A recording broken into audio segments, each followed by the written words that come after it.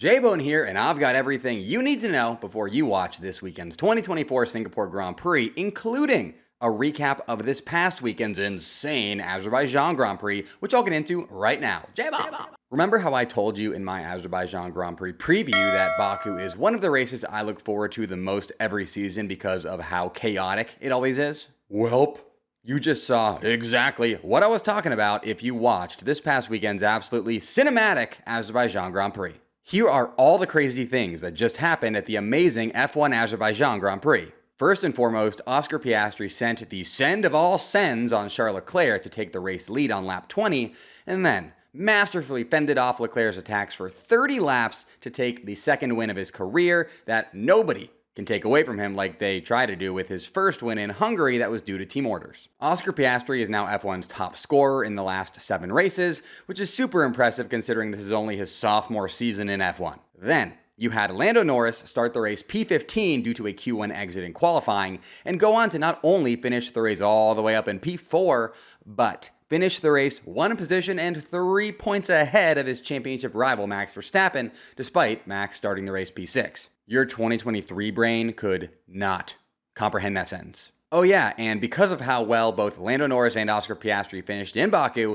McLaren are now leading the World Constructors' Championship for the first time since 2014, ending Red Bull's 55-race streak of leading it. Then, you had 2 rookie drivers, each competing in their second ever Formula One race, both finish in the points. Williams rookie Franco Colapinto turned an impressive Q3 appearance in qualifying into an even more impressive P8 Grand Prix result, even crossing the finish line ahead of Lewis Hamilton, who started the race from the pit lane and was battling Franco during the race, despite the fact that Lewis actually didn't even remember what Franco's name was when he was battling him. To be fair to Lewis, F1 also didn't remember Franco's name when they photoshopped his head and name onto Logan Sargent's body for the points graphic.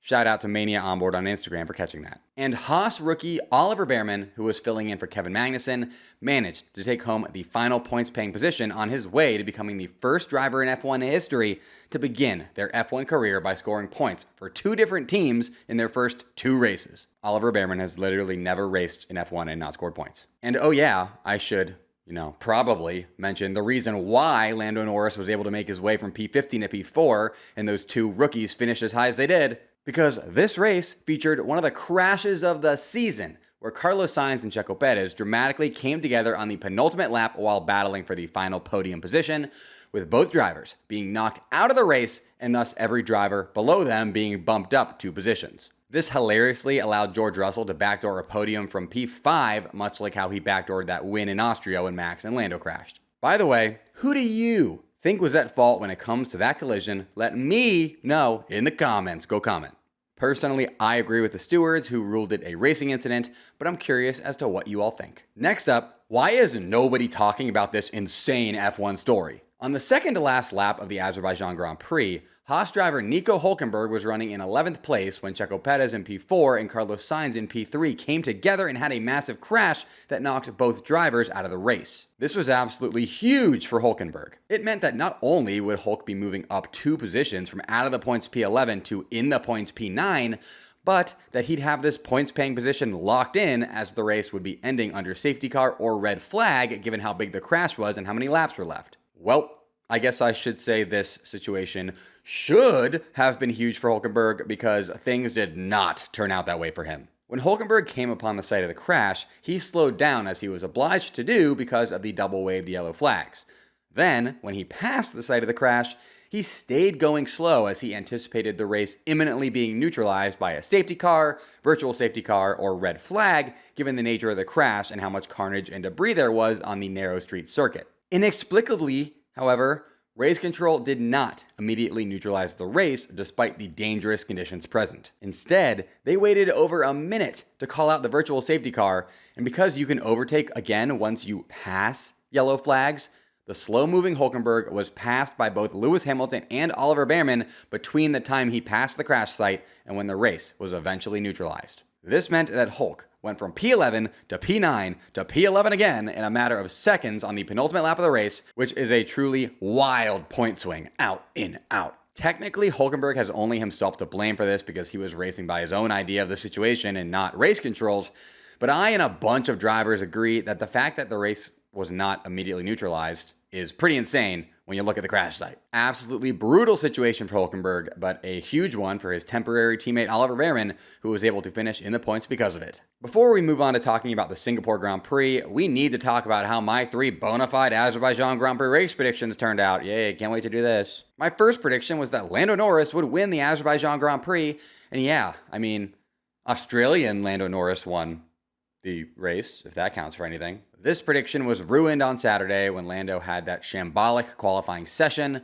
You're just not going to win a race from P15 on the starting grid in 2024. The fact that Lando even made it back into the top 4 is a miracle. My second prediction was that neither Red Bull car would finish on the podium for the second race in a row. And ding ding, J-Boone got that one right. J-Boone. I, of course, knew all along that Max would falter in Baku and that Checo would be on for his first podium in 11 races before colliding with Sainz on the penultimate lap, making it so that no Red Bull finished on the podium. Obviously, I knew that would happen. Why do you think I predicted it? Duh. My third race prediction was that Yuki Tsunoda would finish in the points after 3 straight races outside of them, and maybe he would have if he did not collide with Lance Stroll and get a bigger hole in his side pod than the size of the hole in my heart from going 1 for 3 again with my predictions. Another 1 for 3 doo-doo fest here puts me at 25 for 52 for the season thus far with my predictions, which yes, I know is below 50%, so please stop commenting that I'm below 50% on the season with my predictions, because I know, seriously, don't comment anything about that. I will read it, and it will make me sad. But guess what, folks? If I go 3 for 3 with my Singapore Grand Prix predictions, that puts me at 28 for 55, which is back above 50% for the season. So make sure that you stay tuned all the way to the end of this episode to check out those predictions and see if you think I can do it. Spoiler alert, I can. Also, while you're here, be sure you're subscribed to my channel so that you can get my F1 updates all season and off season long. And while you're subscribing, please leave a like on this video so that YouTube likes J-Bone more. I'm trying to get 2,000 likes here on this video. If you could please help me out by liking it right now. Like right now. Now it's time to look ahead and talk about this weekend's Singapore Grand Prix. The Formula 1 Singapore Grand Prix takes place this weekend at the Marina Bay Circuit, which goes through downtown Koh Kalang, Singapore, Maritime Southeast Asia, Asia, Earth, Solar System, Milky Way, Laniakea Supercluster, Universe. The Singapore Grand Prix weekend starts this Friday, September 20th, which will consist of free practices 1 and 2. Saturday, September 21st will consist of free practice 3 and qualifying, and Sunday, September 22nd will consist of the Grand Prix. The Singapore Grand Prix is arguably the most trend-setting race in recent Formula 1 history. When it first appeared on the Formula 1 calendar in 2008, it was the first nighttime race run after dark under lights in F1 history. Fast forward to this season, and literally 1/4 of all races are nighttime races. I personally love the look of F1 cars under the lights, so I'm not mad about the Singapore Grand Prix's biggest legacy, unless you define Crashgate as its biggest legacy, in which case I am mad about that. Justice for Felipe Massa. 2008 marked the beginning of the Formula 1 Singapore Grand Prix era, but the Singapore Grand Prix actually existed before that when it was run as a Formula Libre event from 1966 through 1973. Formula Libre is pretty much the opposite of Formula 1 because instead of every car having to adhere to a set of rules, a bunch of different types of cars are allowed to compete against each other on the same circuit. So you can have commercially available sports cars, racing Formula 1 cars, racing Formula 2 cars, all in the same field, which is pretty cool. Now, the Formula Libre Singapore Grand Prix played host to some pretty wild storylines. You have the 1962 Formula Libre Singapore Grand Prix, which featured a driver nicknamed Fatso winning in a Jaguar E-Type Roadster. I wish I could have seen that. And you have the circuit it was raced on, the Thompson Road Grand Prix circuit, being way too dangerous. At one point on the racetrack, cars could go airborne, and there was also a section of the circuit named Murder Mile. 7 people died by way of racing accidents in just 11 years because of the street circuit's treacherous nature. Here's a quote about the circuit from Autosport editor Richard Feast. The circuit over which the Grand Prix is run would send shivers down the collective spines of the CSI Safety Committee. To obtain the circuit, the public roads are simply closed off.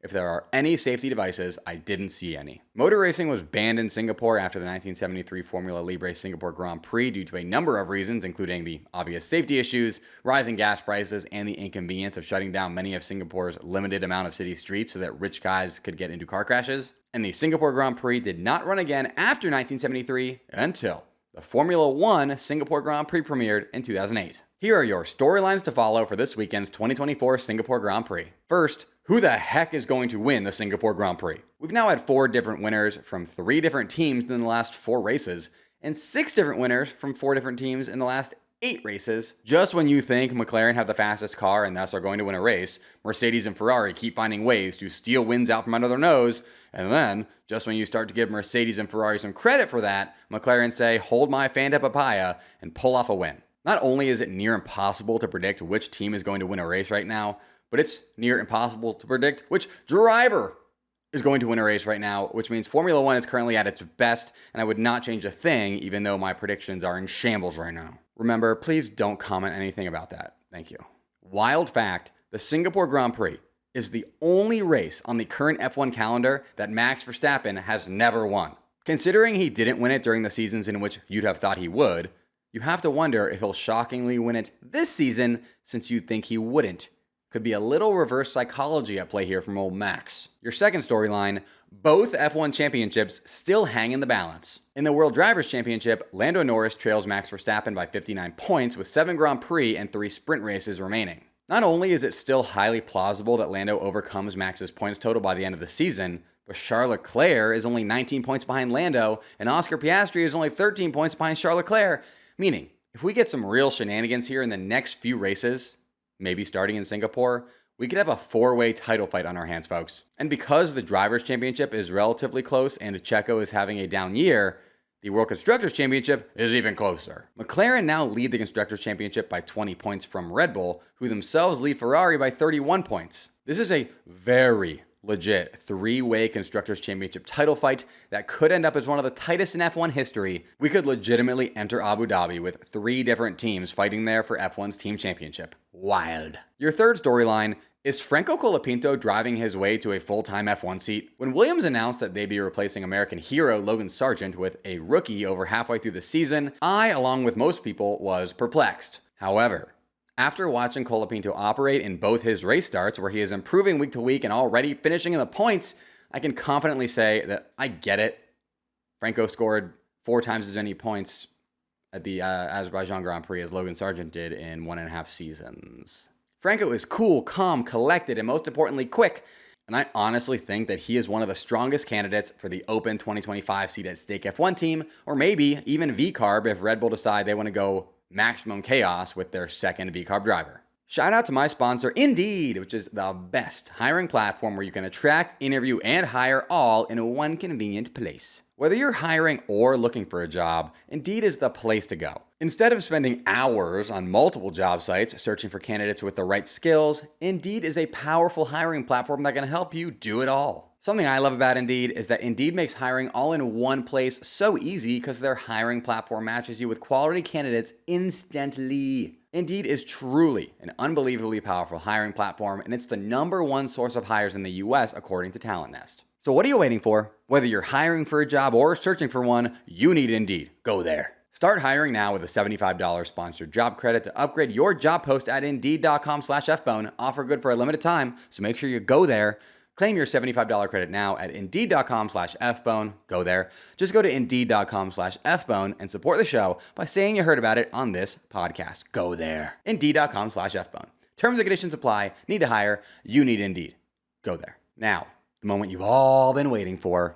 Here are my 3 bona fide race predictions for the 2024 F1 Singapore Grand Prix. My first race prediction is that a Ferrari driver will win the Singapore Grand Prix. McLaren may have the fastest car in Formula One right now, but I like the prancing horses to claim victory under the lights in Singapore. Ferrari have outperformed McLaren in Singapore both years of this regulations era, and not only that, but I've also decided to look way too far into something Leclerc said after Baku, which is another street circuit just like Singapore. Leclerc said Ferrari were faster around corners, but McLaren were faster on straights, and that's why he couldn't pass Piastri.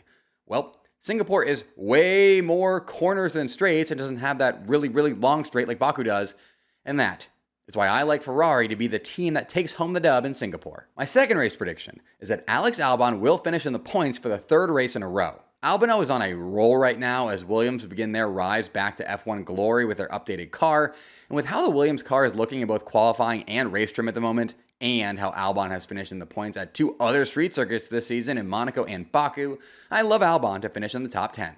My third race prediction is that Checo Perez will finally break his streak of poor form and finish in the top 5 for the first time in the last 11 races. We saw the old Checo almost all day this past Sunday in Baku as he masterfully maneuvered his way to what could have been a P2 result until it all went wrong and he collided with Sainz and was knocked out of the race. Given the confidence that charge through the field hopefully gives him, and how he's won at this circuit before and is a street circuit demon in hiding, I think Singapore is where Checo finally returns to the top 5. And last but not least, here's my prediction for the top 5 finishers in the Singapore Grand Prix with zero reasoning nor explanation. P5, Checo Perez. P4, Carlos Sainz. P3, Oscar Piastri, via Papaya Rules. P2, Lando Norris, via Papaya Rules. And P1, Charles Leclerc. Special shout out to my top YouTube channel members, Joe Max's number 1 hater Snow, Brian Linton, Wolfslows Racing, Waffalopicus, and David Hake. Mash that join button just below this video to get your name shouted out right here in future videos. Programming note, I will not be uploading a Singapore Grand Prix recap next week as I will be on vacation, so I'll see you again in 2 weeks to obviously brag about how I presumably went 3 for 3 with my Singapore Grand Prix predictions. In the meantime, if you see any comments next week from people asking where the Singapore recap is, if you could do me a favor and let them know that I'm on vacation, but I'll be right back, I'd really appreciate it. Until then, folks, J-Bomb! J-Bomb!